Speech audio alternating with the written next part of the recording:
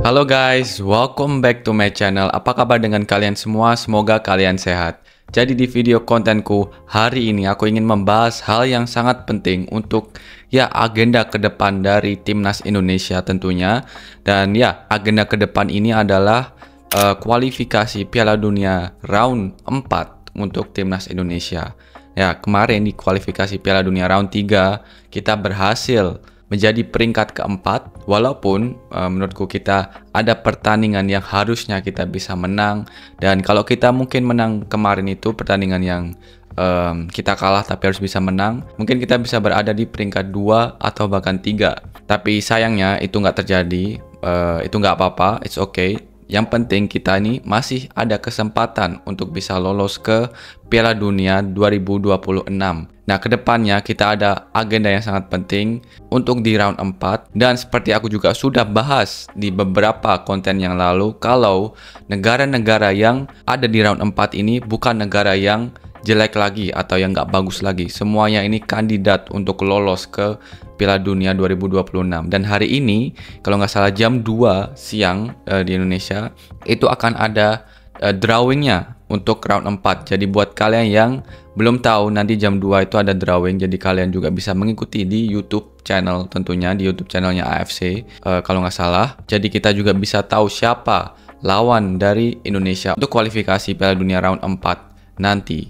Yang pastinya ini lawan-lawannya semuanya berat. Lawan semuanya ini kandidat untuk masuk ke Piala Dunia. Jadi kita membutuhkan squad yang tentunya fit, squad yang tentunya kuat 100%, nggak ada keluhan apapun tentunya, dan squad yang komplit seperti FIFA Matchday yang sebelum ini, karena itu adalah tim terbaik yang kita miliki.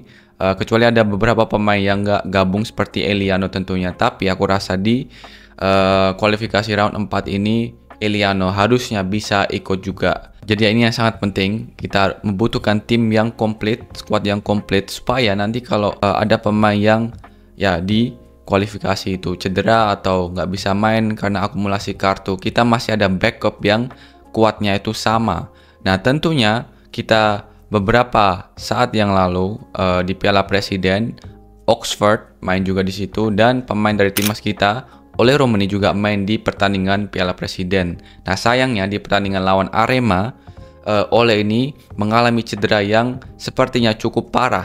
Karena kemarin aku sudah bahas cederanya Ole ini di ankle, dan kita lihat kalau Ole ini balik ke Inggris itu dengan kursi roda dan juga dengan brace ankle. Dan juga selain itu Pak Sumardi juga sudah konfirmasi kalau di bulan September di FIFA Matchday dan juga kualifikasi Piala Dunia round 4, kemungkinan besar Ole ini nggak akan bermain di bulan September dan Oktober. Nah, Oktober ini bakal diupayakan, tapi dia masih belum bisa make sure dan juga fix apakah Ole ini akan bermain tentunya. Dan kita juga nggak bisa bergantungan kalau Ole ini fit di bulan Oktober, karena kalau dia pun sudah fit, dia tetap harus mendapatkan ritme permainan.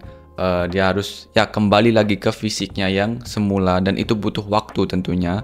Jadi kita nggak bisa bergantungan juga apakah Ole nanti akan bisa sembuh atau enggak. Jadi kita harus memikir tentang pemain selain Ole yang akan bermain di posisinya untuk kualifikasi Piala Dunia round 4. Nah, saat ini kita ada Eliano tentunya, kita ada Ragnar Oratmangun dan Rafael Struijk. Tapi apakah mereka ini bisa mengimbangi permainan dari Ole Romeni? Karena kita membutuhkan squad yang terbaik guys, dan juga backupnya juga. Aku juga nggak tahu Ragnar buat musim ini sedikit masih diem belum ada progres. Aku nggak tahu apakah dia ini masih cedera atau enggak, karena terakhir adalah dia mengalami cedera di lututnya, dan aku nggak tahu separah apa ini cederanya. Dan kalau lutut itu memang cedera yang cukup harus diperhatikan, dan waktu sembuhnya juga nggak cepat juga tentunya. Jadi Ragnar, kita juga nggak tahu apakah dia akan bisa bermain di kualifikasi Piala Dunia round 4, tapi kita anggap saja bisa.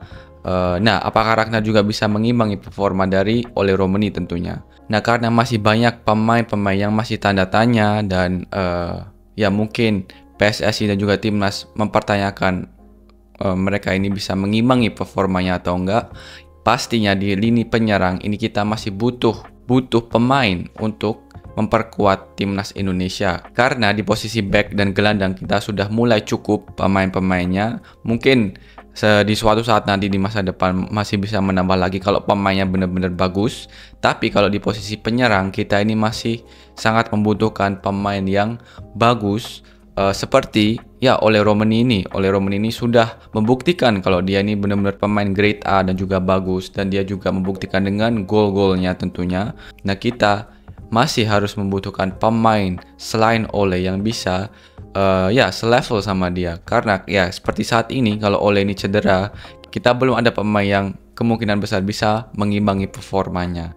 Update terbaru ini dari PSSI guys. Update terbaru ini dari PSSI karena mereka ini bilang kalau PSSI cari pemain keturunan baru dengan grade A, dan ini di posisi penyerang untuk menggantikan Ole Romeni di timnas Indonesia. Nah, dari sini kita tahu kalau PSSI ini sangat mencari pemain grade A, itu yang penting, grade A di posisi penyerang yang bisa menggantikan Ole Romeni. Nah, mungkin kalian tanya, siapa lagi pemain grade A yang di posisi penyerang yang bisa yang juga keturunan Indonesia, yang eligible dan bisa memperkuat timnas Indonesia untuk menggantikan Ole. Nah, ini nggak banyak dan aku ya sudah research, dan juga ada beberapa pemain yang aku sudah obri tentunya dari list penyerang ini. Jadi ya salah satu pemain yang akhir-akhir kemarin juga perform dengan sangat bagus di Liga Belanda, Liga Keukenkampioen-Divisie dan juga di Eredivisie, itu adalah Miliano Jonathans. Kita tahu Miliano Jonathans, aku juga sudah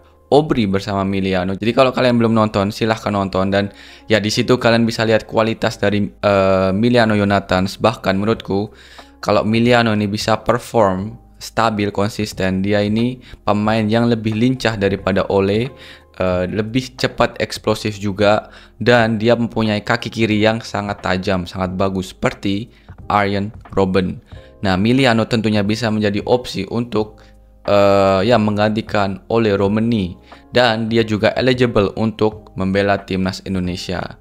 Nah, selain itu ada Mauro Zelstra, yang kita juga sudah tahu kalau Mauro ini memang sudah fix saat ini proses untuk naturalisasi menjadi warga negara Indonesia. Tapi tentunya kita belum lihat banyak dari Mauro di tim senior, jadi kita harus mengawasi dia di Liga Eredivisie saat ini karena timnya itu promosi ke Liga Eredivisie. Jadi Mauro di tim seniornya musim ini, dan kita harus lihat apakah Mauro ini bisa perform dengan tim seniornya FC Volendam. Karena kalau dia bisa, nah Mauro ini menjadi pemain yang menurutku paling cocok di posisi yang menggantikan Ole Romeni, karena Mauro ini benar-benar pemain striker. Jadi pemain yang bermain di posisi paling depan, paling penyerang di timnas tentunya.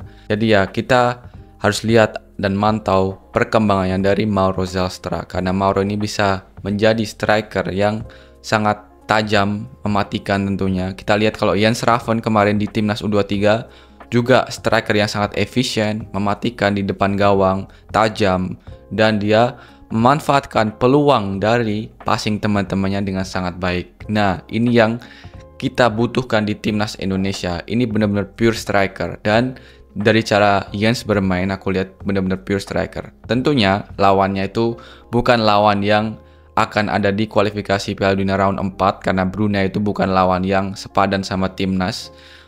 Jadi ya gampang tentunya buat timnas bisa lolos. Tapi ya ini yang kita butuhkan, kualitas striker seperti Jens Raven. Tentunya Jens harus lebih bekerja keras lagi, lebih improve lagi. Tapi itulah yang kita ingin lihat di kualifikasi Piala Dunia round 4 di timnas Indonesia. Striker seperti Jens kemarin lihat kan saat melawan Brunei. Jadi ya Mauro Zelstra ini juga bisa menjadi opsi. Dan ya selain itu ada juga pemain dari Liga Jerman yang aku juga sudah bahas beberapa saat yang lalu, dan namanya adalah Laurin Ulrich. Nah, tapi Laurin ini pemain yang berposisi di gelandang serang.